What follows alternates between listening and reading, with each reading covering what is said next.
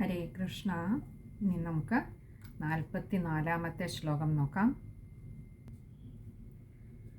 തരുണീ കുടിലാതസ്യ സഖ്യഗ്രേ ചരുരോദഃ അഹോ ചിന്താമമോൽപന്ന ഫലം ചാഹം ന ഭക്ഷയേ. ഇവിടെ ഈ ഒരു ശ്ലോകം മുതൽ നമ്മളിനിയും കാണാൻ പോകുന്നത് ആ ബ്രാഹ്മണൻ തൻ്റെ ആ ഒരു പുത്രാഗ്രഹം കൊണ്ട്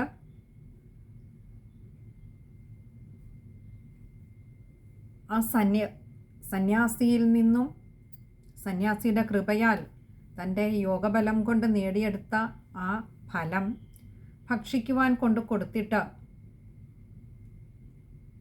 ആ ആത്മദേവൻ്റെ ധർമ്മപത്നിയായിട്ടുള്ള ധുന്ധുലി ദേവിയുടെ നിലപാട് എന്തായിരുന്നു എന്നാണ് നമ്മൾ കാണാൻ പോകുന്നത്. ഇവിടെ പറയുകയാണ് തരുണി കുടിലാതസ്യ. തരുണി ആ സ്ത്രീ എങ്ങനെയുള്ളത്? കുടിലയാണ്. ഇവിടെ കുടില എന്ന് ഉദ്ദേശിച്ചത് ഒന്നും നേരായ വഴിയിൽ ചിന്തിക്കാൻ കഴിയാത്തവൾ, അഥവാ ആ സ്വാർത്ഥതയിൽ പൊതിഞ്ഞ തൻ്റെ സ്വാർത്ഥത കൊണ്ട് ആ ബ്രാഹ്മണൻ്റെ ആഗ്രഹത്താൽ അല്ലെങ്കിൽ അതിമോഹത്താൽ നേടിയെടുത്ത ആ ഫലം പോലും ഈ കുടിലയായ സ്ത്രീക്ക്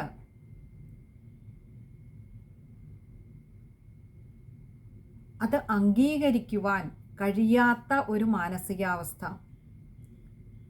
തൻ്റെ അതിമോഹം കൊണ്ട് എന്ത് നേടിയെടുക്കാൻ ശ്രമിച്ചാലും ഭഗവാന്റെ നിശ്ചയം മറ്റൊന്നാണെങ്കിൽ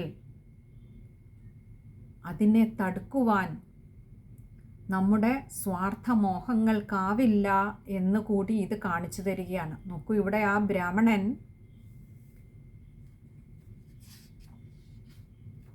ആ സന്യാസിയുടെ കയ്യിൽ നിന്നും ആ യതിയുടെ കയ്യിൽ നിന്നും തൻ്റെ ആഗ്രഹം സഫലീകരിക്കുവാൻ തന്നെയല്ല, ആ സുഹൃതിയായിട്ടുള്ള യതി ഇങ്ങനെയും കൂടി അനുഗ്രഹിച്ചു. എന്താ? ഉത്തമനായിട്ടുള്ള സമ്പന്നനായിട്ടുള്ള ഒരു പുത്രൻ ഉണ്ടാകുമെന്നും കൂടി അനുഗ്രഹിച്ചുകൊണ്ടാണ്.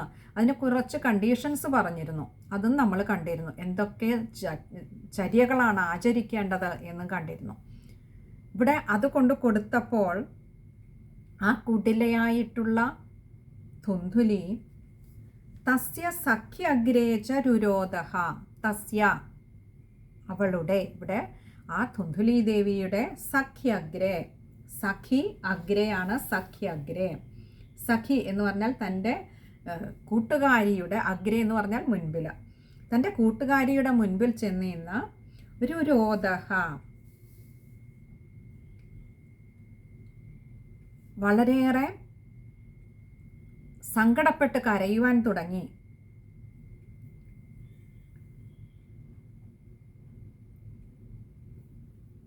എന്തിനാ? അഹോ ചിന്ത മമോൽപ്പന്ന ഫലം ചാഹം ന ഭക്ഷയേ. അഹോ ചിന്ത, എനിക്ക് ചിന്തിക്കുവാൻ കൂടി വയ്യ. എന്താ? മമോൽപ്പന്ന,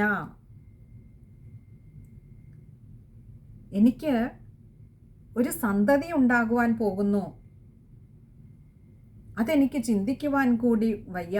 ഫലം ചാഹം ന ഭക്ഷയേ. ഫലം ച അഹം ന ഭക്ഷയേ. ഈ ഫലം അതുകൊണ്ട് തന്നെ ഞാൻ ഭക്ഷിക്കാനേ പോകുന്നില്ല. എനിക്കൊരു സന്തതി ഉണ്ടാകുമെന്നുള്ളത് എനിക്ക് ചിന്തിക്കുവാനേ വയ്യ. നോക്കൂ, ആ ബ്രാഹ്മണൻ എത്ര ആശിച്ചിട്ടാണ് ഒരു സന്തതി ഭാഗ്യത്തിനുള്ള വഴി തെളിച്ചു കൊണ്ടുവന്നത്. പക്ഷെ ഇവിടെ നോക്കൂ, ആ കുടിലയായ സ്ത്രീയുടെ, ഇപ്പോൾ ഈ ഒരു 44-ാമത്തെ മുതൽ ഉള്ള 7 ശ്ലോകങ്ങളിൽ ഇത് തന്നെയാണ് ആ ധുന്ധുലിയുടെ പ്രതികരണം തന്നെയാണ്. അല്ലെങ്കിൽ ആ ധുന്ധുലി എങ്ങനെയാണ് അതിനോട് തൻ്റെ മനസ്സുകൊണ്ട് ചിന്തിച്ചത്, അതിനെ കണക്കാക്കിയത് എന്നാണ് പറയുന്നത്. തനിക്കൊരു കുട്ടിയുണ്ടാകുന്ന എനിക്ക് ചിന്തിക്കുവാൻ പോലും വയ്യ. അതുകൊണ്ട് തന്നെ ഈ പഴം ഞാൻ ഭക്ഷിക്കുകയില്ല. ഈ ഫലം ഞാൻ ഭക്ഷിച്ചാൽ എനിക്ക് സന്തതി ഉണ്ടാകുമെന്നുള്ളത് ഉറപ്പാണ്. എനിക്ക് ചിന്തിക്കാനേ വയ്യ എന്ന് പറഞ്ഞ് ആ സഖിയുടെ കൂട്ടുകാരിയുടെ മുൻപിൽ വന്ന്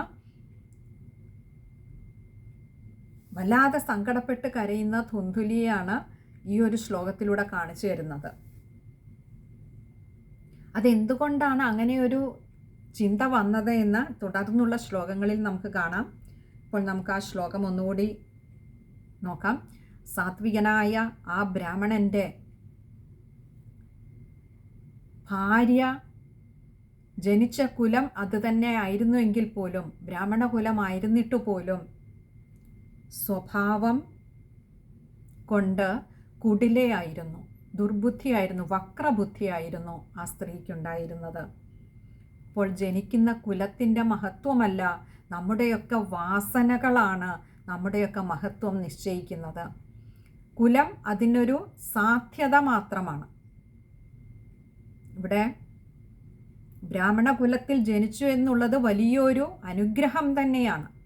അത് ഈ സാത്വിക ഭാവത്തെ വർദ്ധിപ്പിക്കുന്നതിന്, സദാ ഈശ്വരീയമായ വിചാരങ്ങളോടെ കഴിയുന്ന സജ്ജനങ്ങളുടെ നടുവിൽ ജനിക്കുക, അല്ലെങ്കിൽ അവരോടൊപ്പം കഴിയുവാൻ സാധിക്കുക എന്ന് പറയുന്നത് തന്നെ വലിയൊരു ഭഗവത്കൃപയാണ്. പക്ഷെ അതിൻ്റെ നടുവിലും പൂർവജന്മവാസനകൾ മറിച്ചായിരുന്നാൽ അതിൻ്റെ നടുവിലിരിക്കുമ്പോഴും ബുദ്ധി നേരായ വഴിക്ക് വർത്തിക്കുകയില്ല എന്നുകൂടി ഈ ശ്ലോകം മുതൽ നമ്മളിനിയും കാണാൻ പോവുകയാണ്.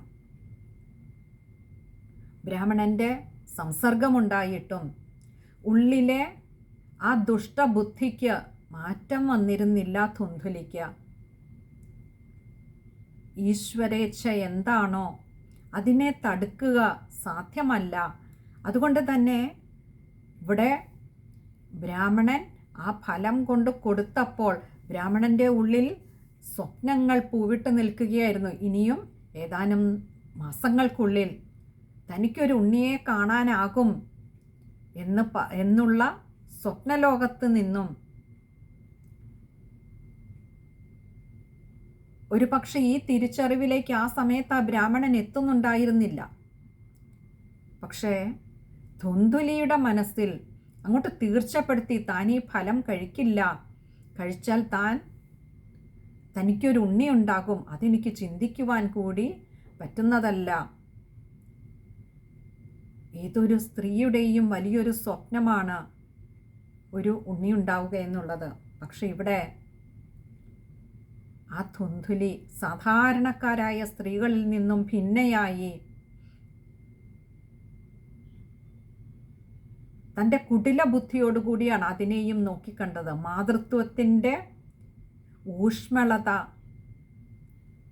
ആ ഒരു മൃദുല ഭാവം തരുമ്പ് പോലും ആ സ്ത്രീയിൽ ഉണ്ടായിരുന്നില്ല.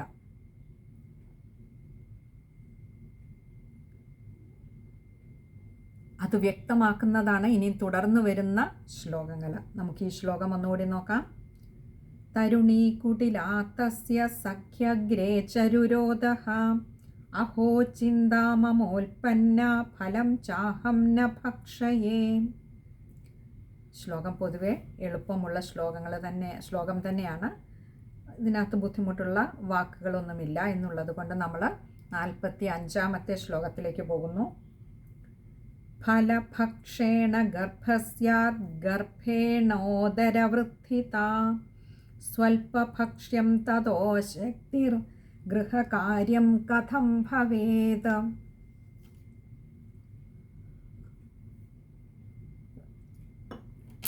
ഇനി ഈ ഒരു ശ്ലോകം മുതൽ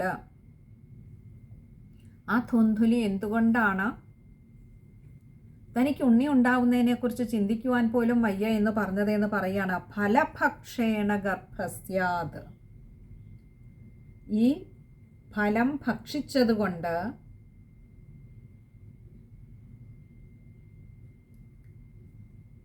ഗർഭസ്യാത്, ഗർഭമുണ്ടായെന്നിരിക്കാം, എൻ്റെ ഉള്ളിൽ ഒരു ഉണ്ണി ജനിച്ചുവെന്നിരിക്കാം. ഗർഭേണ ഓദരവൃദ്ധിത, അങ്ങനെ ഗർഭമുണ്ടായാൽ ഗർഭേണ ഉദരവൃദ്ധിത, അങ്ങനെ ഗർഭമുണ്ടായാൽ എൻ്റെ വയറ് വൃദ്ധിത വർദ്ധിക്കും, എൻ്റെ വയറൊക്കെ വലുതാകും. അപ്പോഴോ തന്നെയല്ല സ്വൽപ്പഭക്ഷ്യം, ആ സമയത്ത് ഭക്ഷണമൊന്നും മര്യാദയ്ക്ക് കഴിക്കുവാൻ കഴിയില്ല.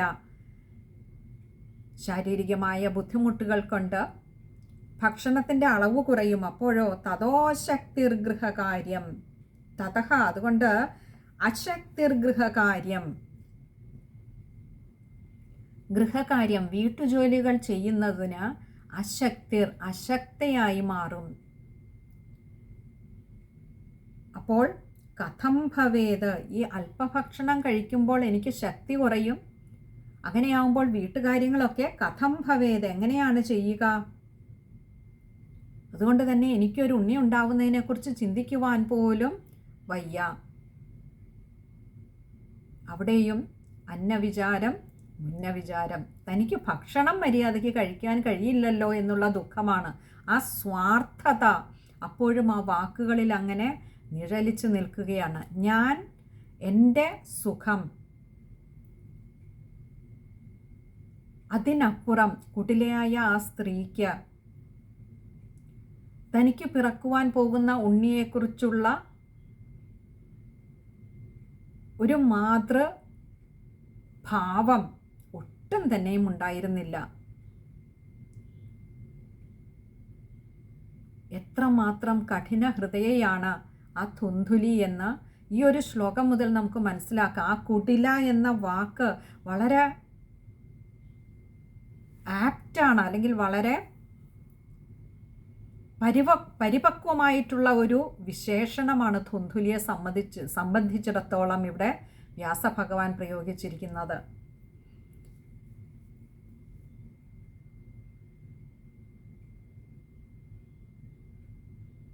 നമുക്ക് ആ ശ്ലോകം ഒന്നുകൂടി നോക്കാം.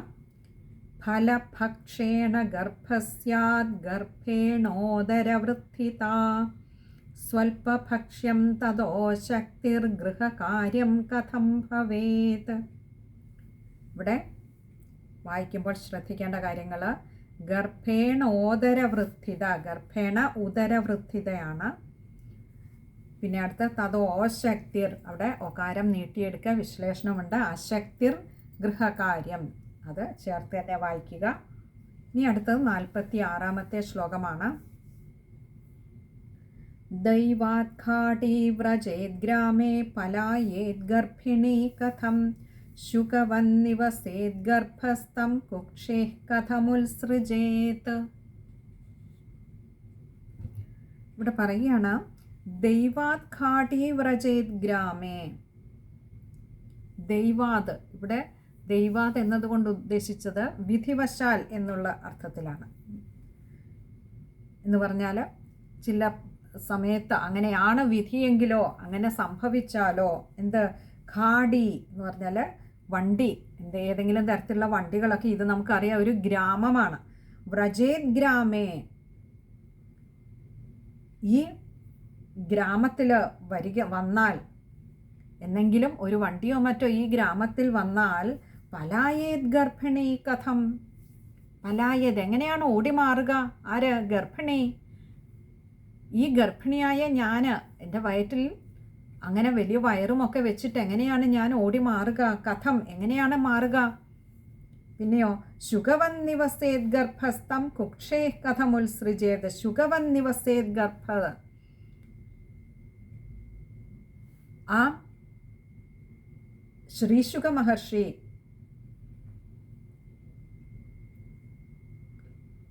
അതായത് ഭാഗവതം രചിച്ച വ്യാസഭഗവാന്റെ പുത്രനായിട്ടുള്ള ശ്രീശുക മഹർഷി നിവസേത് ഗർഭ, ഗർഭത്തിൽ വസിച്ചില്ലേ? അതേപോലെ തം കുക്ഷേ കഥമുത്സൃജേത്, അതേപോലെ കുക്ഷേ വയറ്റിൽ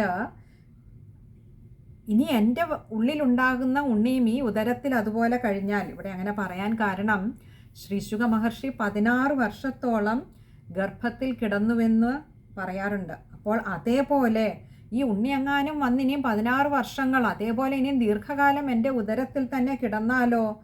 കഥമുത്സൃജേത്, ഞാൻ എന്തു ചെയ്യും? ഞാൻ എങ്ങനെ അതിനെ പുറന്തള്ളും. ഉത്സൃജ എന്ന് പറഞ്ഞാൽ പുറത്തേക്ക് വിടുക. ഞാൻ എങ്ങനെ അതിനെ പുറത്തേക്ക് തള്ളും? അപ്പോൾ അത്രയും കാലം ഞാൻ ഈ ബുദ്ധിമുട്ടുകളൊക്കെ അനുഭവിക്കേണ്ടേ? അപ്പോൾ എൻ്റെ ബുദ്ധിമുട്ടുകളാണ് അവിടെ ആ ധുന്ധുലിയെ വല്ലാതെ അലട്ടിയത്. തനിക്കൊരു വംശപരമ്പരയുണ്ടായി കാണുന്നതിനായി ഒരു ഉണ്ണിയുടെ ജനനം അനിവാര്യമാണ് എന്ന് തോന്നിയ ബ്രാഹ്മണൻ ആ വഴിക്ക് നീങ്ങിയപ്പോൾ കുട്ടിലയായ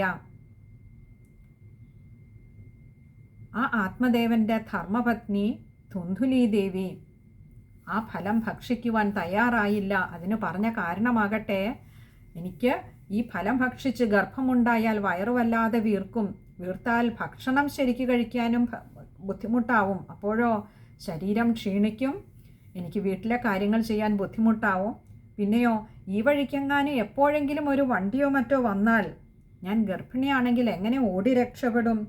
തന്നെക്കുറിച്ച് മാത്രമല്ലാതെ ഈ ധുന്ധുലിയുടെ വായിൽ നിന്നും ഒരക്ഷരം പോലും ആ ഉണ്ണിയെക്കുറിച്ചുള്ള വ്യാകുലതയല്ല വരുന്നത്.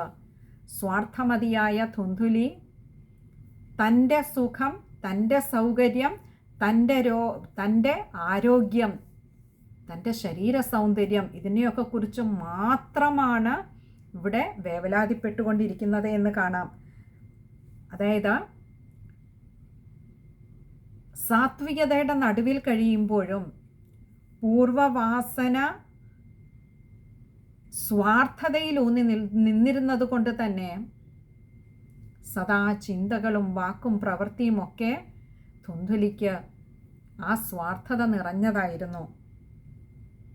ഇനിയും ശ്രീശുക മഹർഷിയെപ്പോലെ എങ്ങാനും ദീർഘകാലം എൻ്റെ ഉദരത്തിൽ കിടന്നാൽ ഞാൻ എങ്ങനെയാണ് ഇതിനെ ഒന്ന് പുറന്തള്ളുക?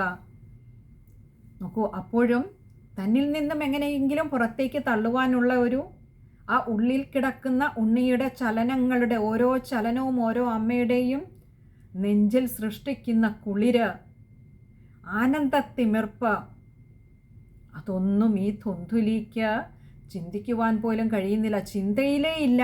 ആകെയുള്ളത് എങ്ങനെ പുറന്തള്ളിക്കളയുമെന്നുള്ളതാണ്. എങ്ങാനും ഉള്ളിൽ ഗർഭമുണ്ടായാൽ തന്നെയും ഇങ്ങനെ ദീർഘകാലം കിടന്നാൽ എങ്ങനെ പുറന്തള്ളുമെന്നുള്ളതാണ്. മാതൃത്വത്തിൻ്റെ മൃദുല വികാരങ്ങളെ കുളിരണിയിപ്പിക്കുന്നതാണ് തൻ്റെ ഉദരത്തിൽ കിടക്കുന്ന ഉണ്ണിയുടെ ഓരോ ചലനവും ഒരമ്മയ്ക്ക്. ഇവിടെ മാതൃത്വത്തിൻ്റെ ആ മാതൃഭാവം ലവലേശം പോലും ധുന്ധുലിയുടെ ഉള്ളിൽ അങ്കുരിച്ചിട്ടില്ലാത്തത് കൊണ്ട് തന്നെ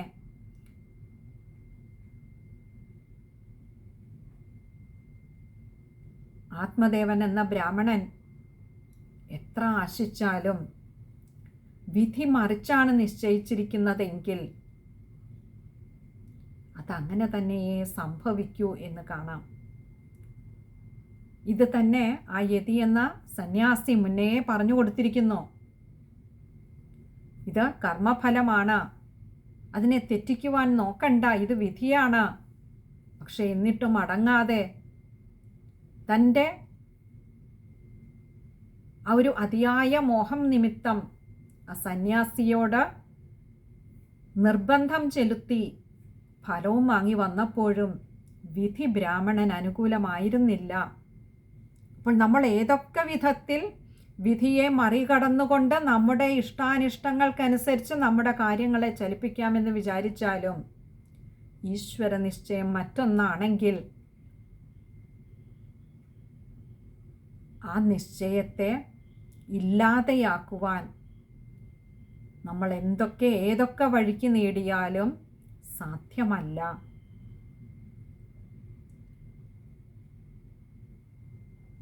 നമുക്ക് ആ ശ്ലോകം ഒന്നുകൂടി നോക്കാം. ദൈവാത്ഘാടീവ്രചേത് ഗ്രാമേ പലായേത് ഗർഭിണീ കഥം ശുകവന്നിവസേത് ഗർഭസ്ഥം കുക്ഷേഃ കഥമുത്സൃജേത്. ശ്ലോകം വായിക്കുമ്പോൾ ശ്രദ്ധിക്കേണ്ട കാര്യങ്ങൾ: ശുകവന്നിവസേത്, അതുപോലെ കുക്ഷേ, അവിടെ ഒരു വിസർഗമുണ്ട്. കഥമുത്സൃജേത്. കഥം ഉത്സൃജേതാണ് പദം പിരിക്കേണ്ട മാ എന്ന അക്ഷരത്തിന് ഉകാരം. കഥമുത്സൃജേത് അത് മാത്രമേ ശ്രദ്ധിക്കേണ്ടതായിട്ടുള്ളൂ. ഇനി അടുത്തത് 47-ാമത്തെ ശ്ലോകമാണ്.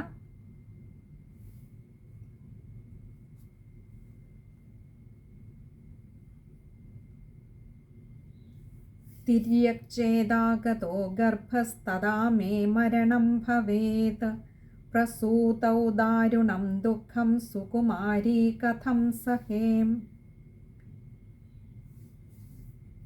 ഇനി അടുത്ത പറയുകയാണ്, ഇനി എന്തുകൊണ്ടാണ് തനിക്ക് ഗർഭിണിയാകണ്ട എന്ന് പറഞ്ഞത് എന്നുള്ളതിനെ കാരണങ്ങൾ ഒന്നൊന്നായി നിരത്തുകയാണ് ഇവിടെ ആ കൂട്ടുകാരിയുടെ മുൻപിൽ. അടുത്ത പറയുകയാണ്, തിര്യക്ചേദാഗതോ ഗർഭസ്തദാ മേ മരണം ഭവേത്.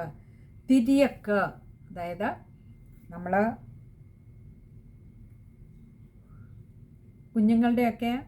കുഞ്ഞുങ്ങളെയൊക്കെ പ്രസവിക്കുമ്പോൾ തല ആദ്യം പുറത്തു വരും, പിന്നീട് ശരീരം താഴേക്ക് വന്ന് കാലുകൾ ഏറ്റവും ഒടുവിൽ പുറത്തേക്ക് വരുന്നു.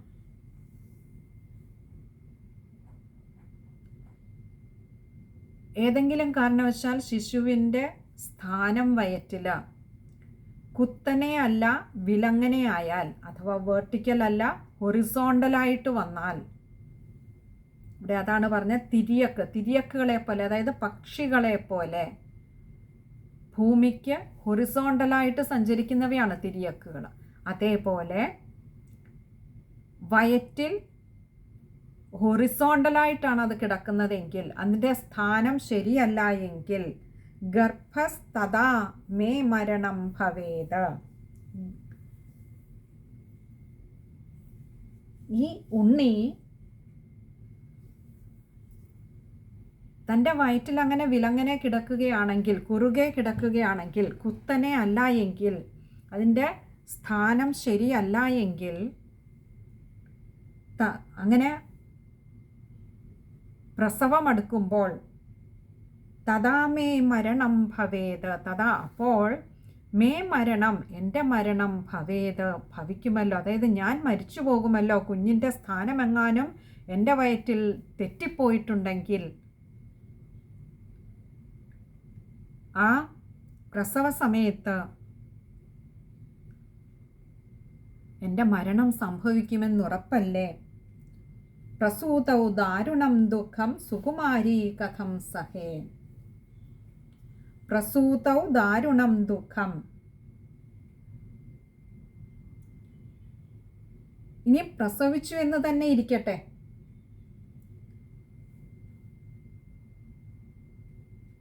പ്രസൂതൗ എന്ന് പറഞ്ഞാൽ ആ പ്രസവ വേദന, ദാരുണം ദുഃഖം ഏറ്റവും കഷ്ടമായിട്ടുള്ളതാണ്, അസഹ്യമായിട്ടുള്ള വേദനയാണ് ആ പ്രസവ സമയത്ത് അനുഭവിക്കേണ്ടി വരുന്നത്. നമുക്കറിയാം നമ്മുടെ ശരീരത്തിലെ എല്ലാ സിസ്റ്റംസും, അതായത് രക്തചംക്രമണമാണെങ്കിലും ശ്വാസ സംബന്ധമായിട്ടുള്ളതാണെങ്കിലും, കാർഡിയോവാസ്കുലർ സിസ്റ്റം ആണെങ്കിലും, റെസ്പിറേറ്ററി സിസ്റ്റം ആണെങ്കിലും, എല്ലാ എക്സ്ക്രീറ്ററി സിസ്റ്റം എന്ന് വേണ്ട എല്ലാ സിസ്റ്റംസും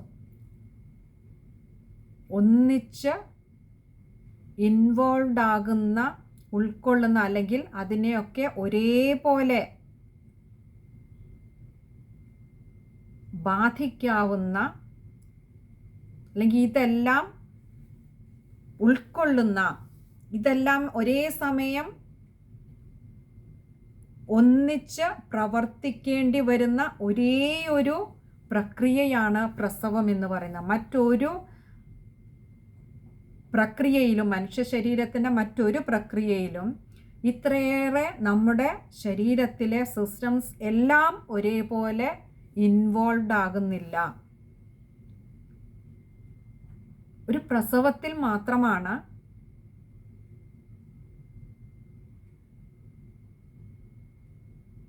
എല്ലാം ഒരേപോലെ ഇൻവോൾവ് ആകുന്നത്. ഇവിടെ പറയണ അതിദാരുണമായിട്ടുള്ള, അസഹ്യമായിട്ടുള്ള പ്രസവവേദന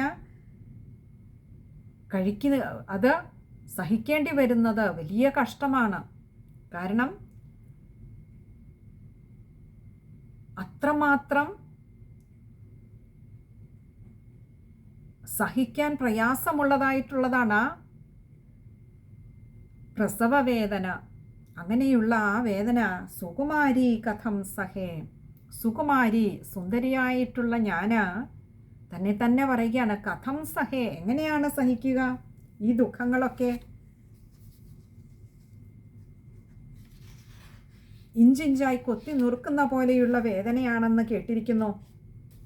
അപ്പോൾ അങ്ങനെയുള്ള ആ പ്രസവ വേദന ഞാൻ എങ്ങനെയാണ് സഹിക്കുക?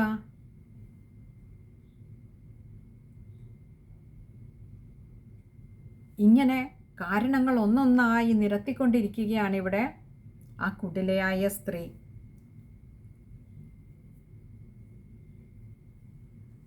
ഇനി നമുക്ക് ആ ശ്ലോകം ഒന്നുകൂടി നോക്കാം. തിര്യക്ചേദാകതോ ഗർഭസ്തദാ മേ മരണം ഭവേത് പ്രസൂതൗ ദാരുണം ദുഃഖം സുകുമാരീ കഥം സഹേ.